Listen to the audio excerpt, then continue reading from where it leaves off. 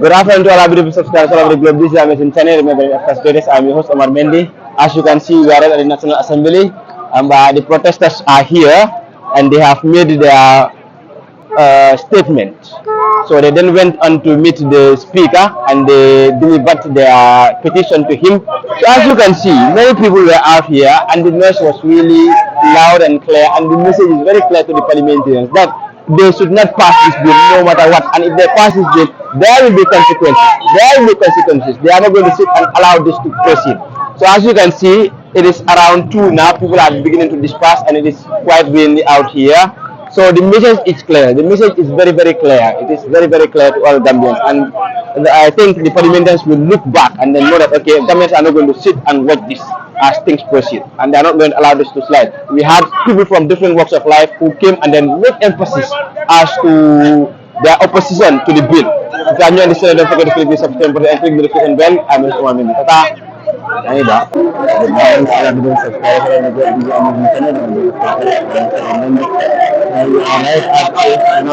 As you can see, this is where we are now. Stations are here.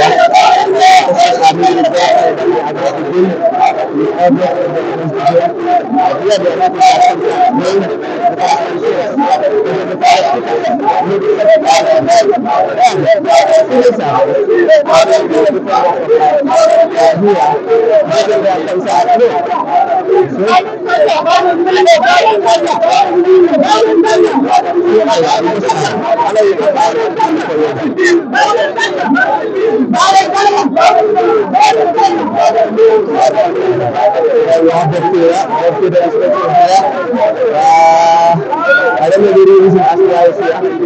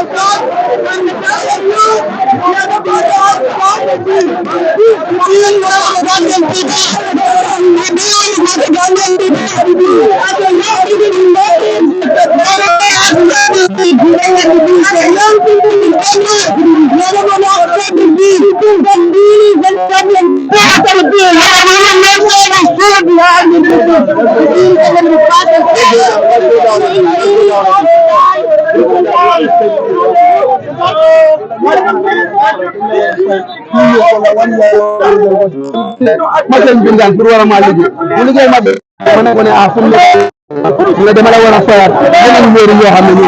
Jadi hamil dah, dia ni depan saya ada bawa kerja. Jadi mana ni nak mana dijana, ni dijana. Semua harus. Mana lagi? Ni orang soal kau. Jadi ni ada mana tu nak asan tu.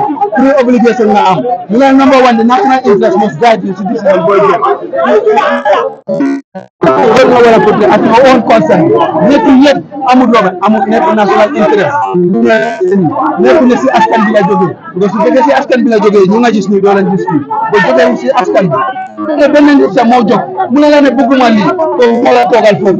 Ci batam bi ngay doxé, ci doxam bi ngay doxé, ci tankam. They are making emphasis. I'm not going to forgive you. This is nobody's thing. I voted for you. I mean, you're calling it and having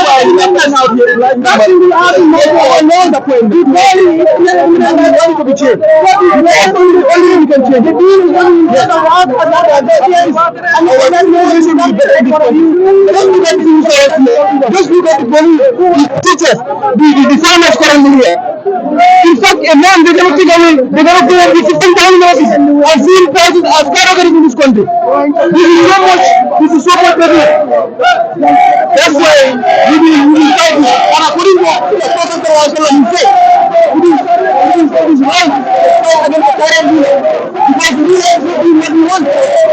The reason why it's going to be good. We are going to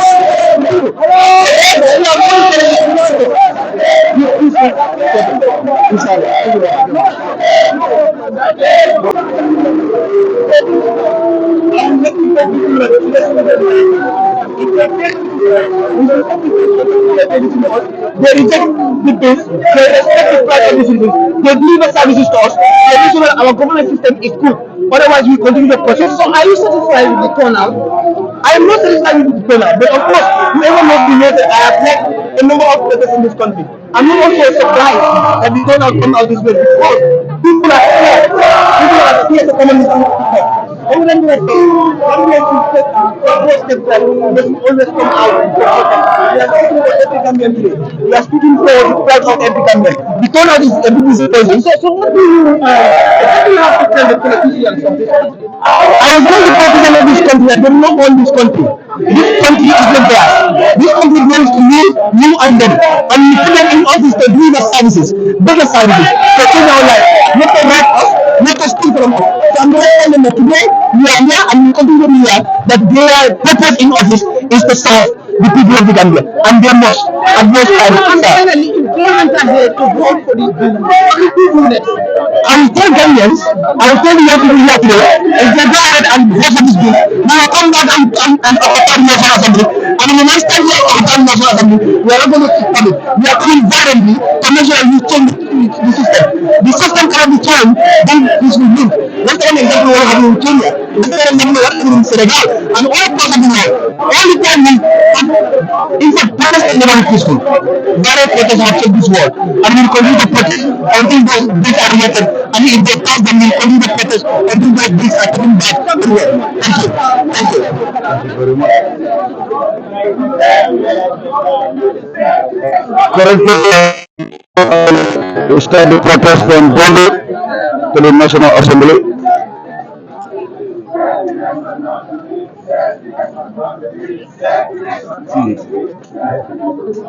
Yeah.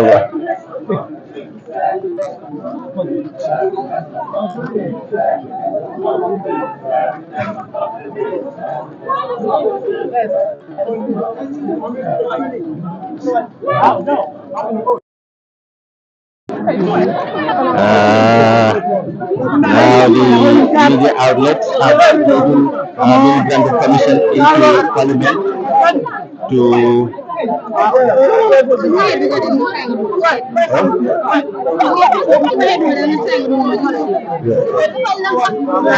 what is happening here?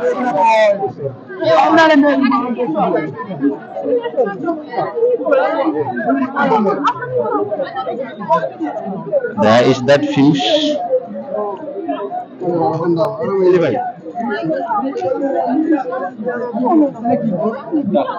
How many MP?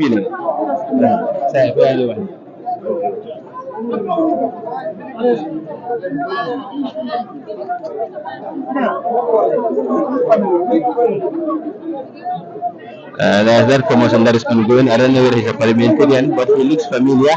It's as if he is in support of the protest. However, the police are cautioning him for him to desist from that. This is Gambia. See?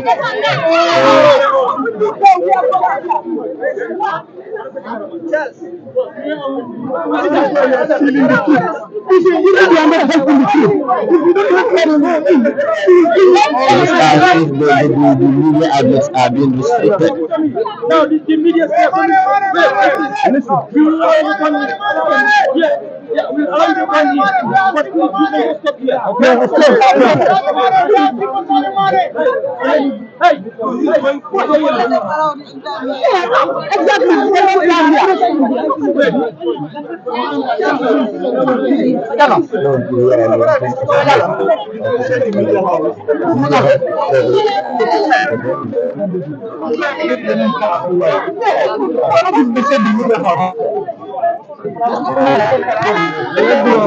The media personnel are complaining that they want to segregate them. Therefore, if one should enter, all media outlets should enter. Here they are, passing themselves through. However, they've been limited to a specific spot. You have a place to stand, huh? You have a specific place to stand. Don't go beyond that. Hey, at the Parliament entrance. So we have the speaker and some of the members of Parliament waiting to receive the petition. That is the speaker, Tamonjata. Okay.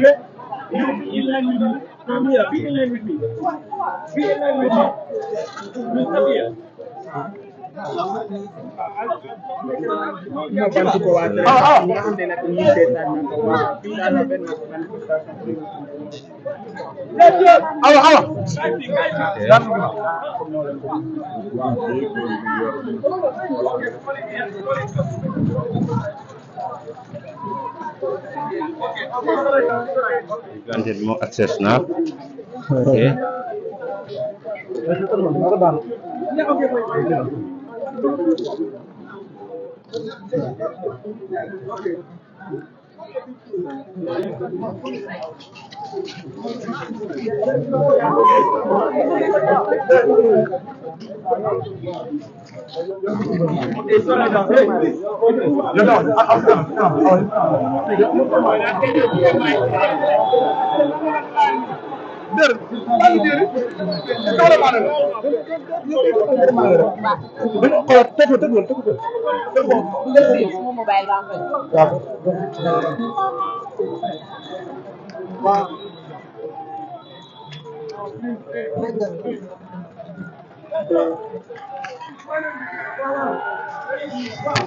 As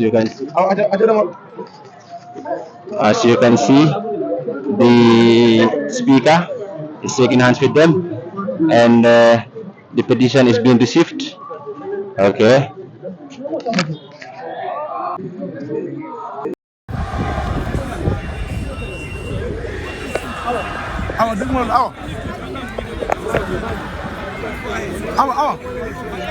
Speak. We don't know what they talked about. However, the petition has been delivered to the speaker.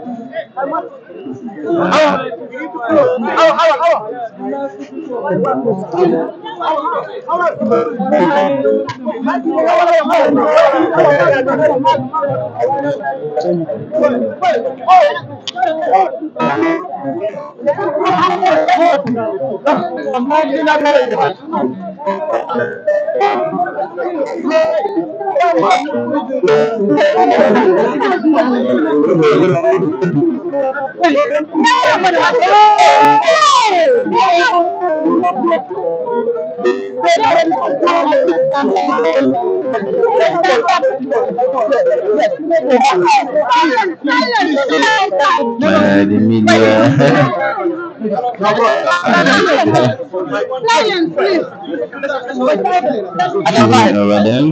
So thank you so much. We want to appreciate the media houses for joining us here today. How we can sorry, please can I see the hey guys, please let's camera guys, can you please move back a little bit? Camera guys, move back. Give me your mic. Give me your mic. Let's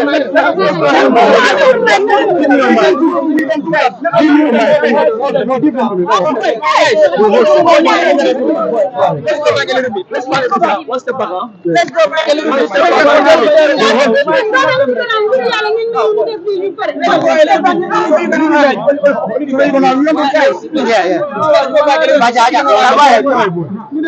So, we the concerned citizens together. Put the mic down.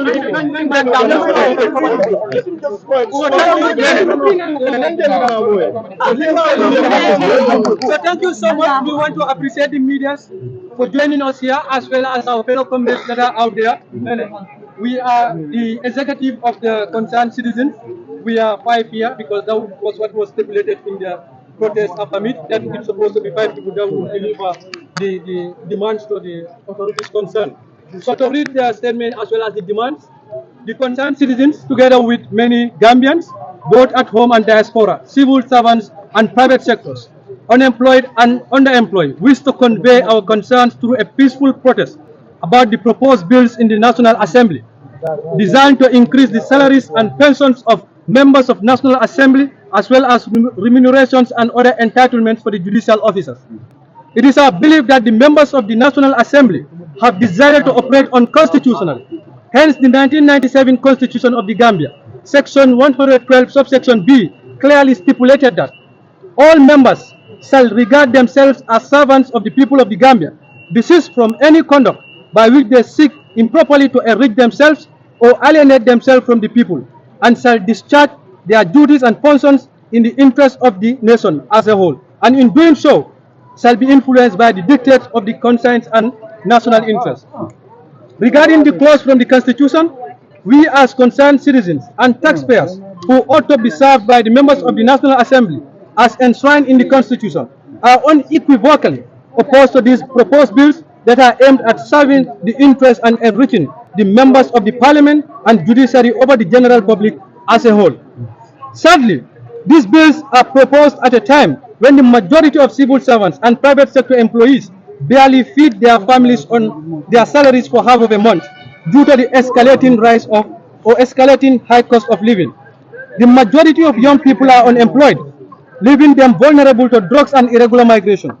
Addressing these unfortunate conditions that the majority of the people or Gambians face should be the focus of a house that is supposed to be the guardian of the people by making laws that address the needs and aspirations of the general public. As such, the concerned citizens are making the following demands, which we want the members of Parliament to address in the soonest possible time. The demands read: first, withdraw the National Assembly members' salaries and pensions bill. We unequivocally demand that this bill be withdrawn from the Assembly, since it is aimed at serving the interests and enriching the members of Parliament over the other civil servants and the general public as a whole.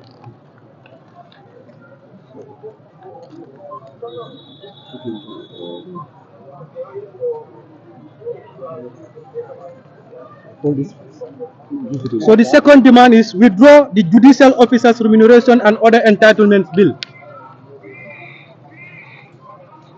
We demand that the National Assembly withdraw the Judicial Officers Bill 2024, which disproportionately allocates national resources to a selected group while neglecting the needs of the broader population.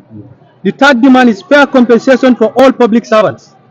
We call for a fair, balanced approach to compensation for all public servants, ensuring that salaries and benefits are aligned with the country's economic realities and do not create significant disparities.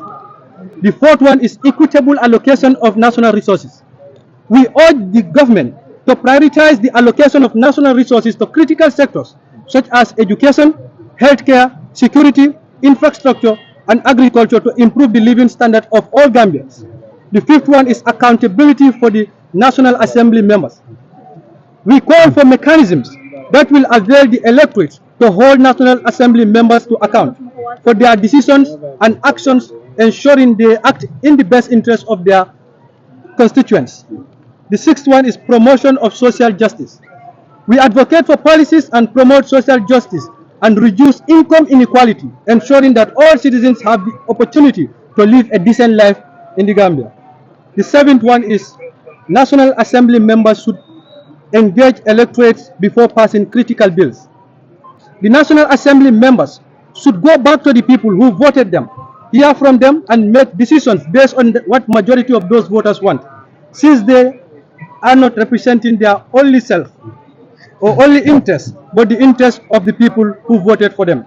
The final one, which is the eighth point, government to introduce a new pay scale. The government to prioritize the well-being of all civil servants, to introduce salaries and a pension that will ensure teachers, nurses, security personnel, and other key workers receive better salaries, and this also involves the private sector employees. The current pay scale is very poor. We recommend that this proposed pay scale be introduced in the Parliament as soon as possible. Failure to attend to our demands, we shall endeavor to organize a nationwide protest, and we shall continue to protest against these bills until our voices are heard and respected by you, the servants of the people. Equally, we want to categorically make it clear that we are your brothers and sisters who are concerned with the life of an ordinary Gambian. We are not in any way a threat to any institution, neither are we selective in fighting for justice, most especially economic justice for our people. We believe that the members of parliament are servants. You will critically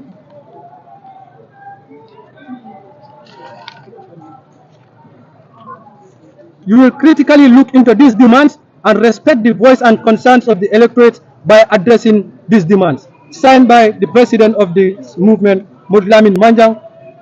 So that is. Can you give us your name, please? I am Lamin Mane. Okay, Mr. Mane. Sorry, hold on, man. Let them have their questions. No, wait, I think when we are done, they can. Yes, first they can questions. I Yes, don't. not now. Are you ready? Have your mics. No, we are. Subhanallah. You stand.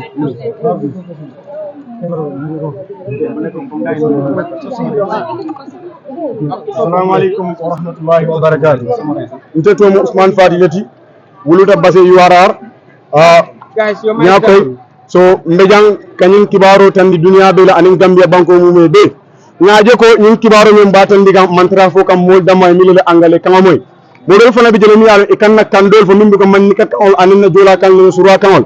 Woto ku membo nyaama pour nga jego me tilim men fay kan me tilim men kele kan ay tilim ni impraliya tamandi woto nyanda ka fo kanol la kama min fana yalon mol milil be ko ma jana e be suwol kono isamo ka minefo. So coming mba nta be fono la mi yalo ko ma atiya sawa nyame na nta ba atarale kaje ko coming nto mu banku dingol la de nto mu banku dingol la de yala ka fa kon do sola dale andum na sola ya kan na wilda ngana ngani kibaro futande njim national assembly mo min mun na député so ro kunna ndel be ko ku ke kanjang amun tol la kelolti amun mun la kel milbe Gambia bantala bango ka fo me diaspora amun mon la kel mi yala ka fa ke be ko la ka fo la employ amu mon la kel do miliyan ka fuke imantara do ko ani milil farmansi ko ko wala oto kunnan to mantara ndam mala ko bari be Gambia be la kelo le dam ka tenden ka de ko kula be kere nyim banko kan mi yalon ka fuke amantal nyafa lafta ka wuli nga kere nga je ko ay bo nyim banko kan so wala nyindi ko ye bilo la so mi yalon ka fuke anata puru ka se dam man dadan ka karado de je ko la ko selandi menen kedel la joro la fa wala kedel la bilo ni la kudo la fa son tol man la fo la me yan ka fuke o jor sifa kaje ko ayatala ay bitol damala mena ka mo dimal de government kono mi ala be do kura ibela life be di kan ka do ko ke woro nin joro be kala wala la faade be kala jorla anyanda ka kala ayatala ni mol tema anyama so ntanalen nsida kafuda nyoma na kumol safe mel yalan ka fa kon sula dala Gambia sula dala mel be gambala bantay fana sula dala wala mun na demand soldi anu nin demand sol ni wala na so kol mbe fula national assembly mole ko kaje ko inyanda kanyi mudala yake hakilo kono sirin wala sege min ni be sirin yang kanyi kumola kake indo aka kake luwadi nyim bakan yen ko maka moy be sin palato de fongal man si fongal di naw so bolo wala kaje ko yen di ta me ala ngabo anara ila etol la family depuis la sanali ka lafa wala ka kudo kala ko man la fi bino nyinna dambe dingol sulada man la fara so ko ku ni ala ngabo asunna wala ajara kerna joro lafa me alon ka ko model bije nyanda ka jori kendo so do kini wala do malla fo bilola malla fi kamala kam mi yalan ka ko do sembentu yandira na kamal kono kam fulan jang wala nyindi ko ila juredi officer mu neso men fa na fena kaje ko loyal ni ko men fa la bilo samara nan kaje fa la do me la fa ani la pension bilo fa le kala fa ndol fanal ba fo kan ko dal men solo dal banku din solo wal ba fo ko man sula fanana because na keta imma ete tora walla e dimo tora walla e barim so tora walla e kroma tora walla e barim motora min medlarol min na jude ndol mel be jang woro be bandaba banko kanjana walla mo be wulo kono dol famal fada dol bamal fada do be wol mam fasre mam basro de ya den songo le so woro ko min gambe la resources be tala anyanda katala nyama mi yalo anyara ko nyemo wala fangro mi yale manyana kadam al tiamolo do badio na solo ko saranjang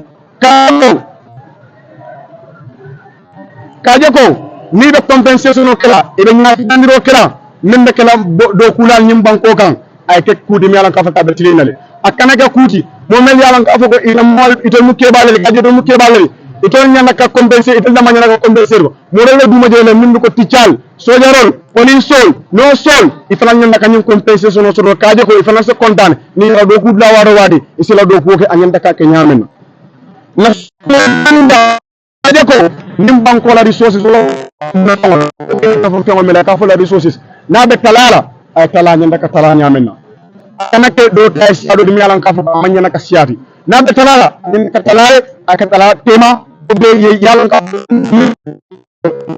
sodo ala nin kila sallallahu alaihi wasallam ni ko fara man ko kungile da anyanda ka tala talar nyala be safi anyanda ka tala nyala mum man tara safiri ko lumam kale nasuna ni nambal ngeke ibe duge kan ni pareta nyanda ka ko yanke ka ni yamunte mun dalila kana yake itole yake mun kan kan adi yemen ke muna kan yoke woron nyanda ke mutan ni account kaje ko ngi kisi yoku wol menke yake mun dalila kan adu muna nafana yake wol mu kulir mi ala ka foko anyanda ka ke ifana la mira ko ka nyum banko kan because na manke momon ni sibono loud la ngana nga bero fa ay tamon la place do at the end of the day arse molla resources ke anyanda ka nyamana na pada because wa fala ko limpare nyina mota nyinin kala mota fala ngin ka nyamena so amari sa ke no anyanda ka nyawo nya son tolman sula wala nyanda ka accountability kan nga introduce kaje ko ni bar do kula yemen men do ko sangi jelle saf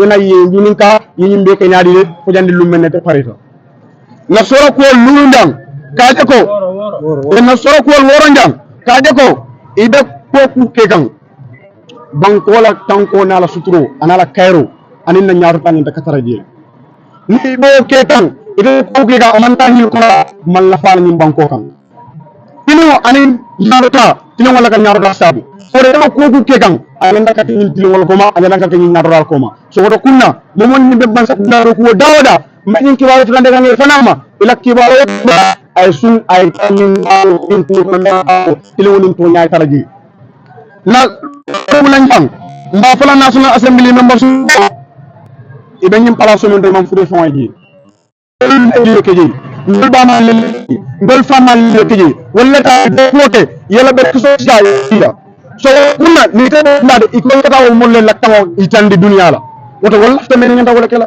wala man laf men yo tuje sa ite ba no nyaadi le ka fa ko wala lafta ne man laf ni man tay yemi ni ka lafta ni la e ko be si yela bu ngona yemi ya dara ite da joke men da fe aman ka wala be mo wala be mo million profit so do kunna ko kunna kaje ko atol nyanda ka futande wala kaje banko la luwadi alta suno society kon mele be ni wara mina alman silan katali allah ko ma ale ka society kono ali paresi ali wulu dale si ale jidin ka nyun kule be keri atal lafta ngaka nyaadi ye faay ay okay alman taral fayi be wolle leji na na sendam ni mu la bawus ba foko government ye joro ko na fena ye joro na fena me yalla ka foka be beti yalla ye jona fena mi alan ko mo be kontana wallahi nyimban ko gan no solbe do ko mena mo be nyaabale police be do ko mena mo be nyaabala ti telbe do ko mena mo be nyaabala sodol be do ko mena mo be nyaa adu mun la do ko mun la do ko gawdo do ko mo be dunya kono ila dunya dawda ni ko la dunya ala nyaabale wallahi ni secteur le tay yekela nyaaton ko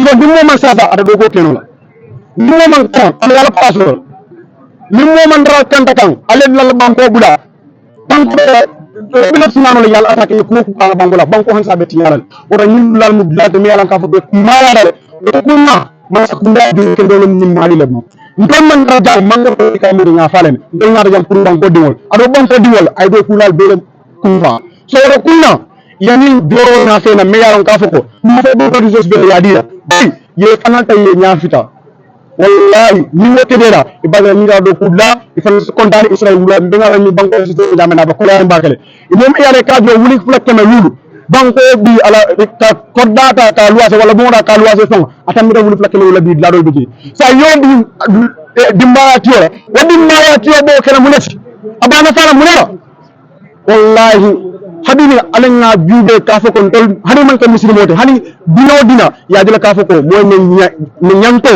mu man nyanto ajalla ka diya ndaka diya nyamen oto kunna alanga jube oto men ke bawo sindi kam baade man ni ko laba albe dunya dawada albe banko dawada ndel baye janne ala din kendel le wulu so din kendel le ngara kala wala alla nyaado ta jan kaje ko nim banko ala fa bola billahi wallahi tallahi na jobe birin na kato di speaker nanya joda li noti nani ko muni atinna it penyum palaso di alhamdulillah e kamen de may kasoto nyum banko kan eta dilado don pije be la da men so ni sawelta imasoto ne ulul be banko ga be ko majana bitu wal do be fam alfata miskinol be je adu ito be la wuro ko do de ka jogo nyum banko tanyar muni atinna mam faro mo mani ma koy ni ya social media mo ko wari kamo de mi accident so wala sa ja kolen amam ton sura babal na nyamena habibina kayf mune atinnam dolbu ko bal na banko de wale na nyaajo ngabo ne dalilo la woto kunna man ko silantare ntabe karankan ne do be karankan